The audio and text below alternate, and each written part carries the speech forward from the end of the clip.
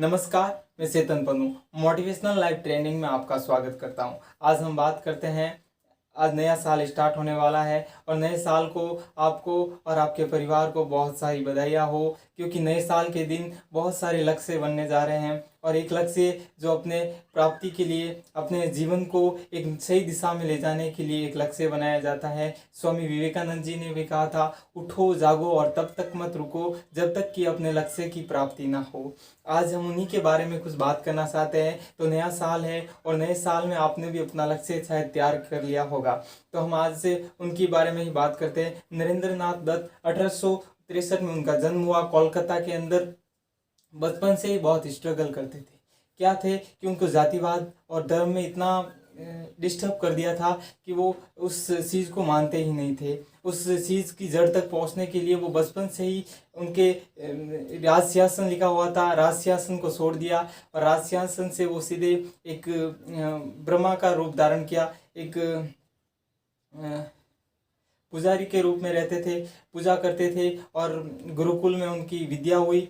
तो वो एक बार क्या हुआ कि बचपन से ही आपको मैं उनके स्टोरी सुनाना चाहता हूँ। तो बचपन से क्या हुआ कि वो एक खुले बगीचे में खेल रहे थे। वो उनके दो दोस्त थे, तो उनके दादाजी वहाँ से होकर गुजर रहे थे। उन्होंने सोचा कि कहीं ये पेड़ पर बार बार चढ़ और उतर रहे हैं, कहीं उनको चोट ना पहुँच जाए, इसलिए उन्होंने उस बच्चे के अंदर बह डाला कि इस पेड़ पर एक भूत रहता है और वो भूत छोटे छोटे बच्चों को खाता है। तो फिर उन्होंने उनके मन में वो बात पची नहीं।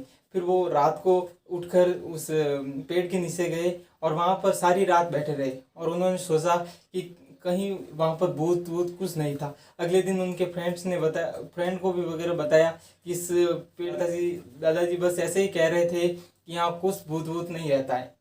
फिर उन्होंने एक वहीं से उनको शिक्षा प्राप्त हुई कि जब दूसरों की बातें सुनने से कुछ नहीं होता है, जब तक कि अपने अपने कानों या आंखों तक ना देखे तो दूसरों की बातों पर विश्वास नहीं करना चाहिए।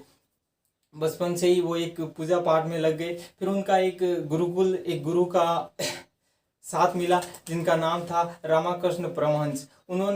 उनको भी वो धर्म के बारे में बहुत बता रहे। बचपन में उनको बहुत डिस्टर्ब करते रहे लोग, उनको धर्म के नाम पर बहुत भड़काते रहे, बहुत उनके ऊपर अत्याचार करते रहे। धर्म के नाम पर उनको बहुत भड़काया गया। फिर उनके आगे चलकर वो एक उनके गुरुजी का डेथ हो गया था। फिर वो भी चाहते थे कि मेरे इस धर्म को पूरे इंडिया में फैलाना चाहता हूँ। वो अपने अपने गांव में जाकर छोटे छोटे लोगों के पास में जाकर उस धर्म को आगे बढ़ाना चाहते थे। धर्म के बारे में सुविचार देते थे, उनके बारे में उनको बताते थे कि धर्म हमारा एक ही है, हमें उस धर्म पर चलना चाहिए, हमें जातिवाद में नहीं बंटना चाहिए।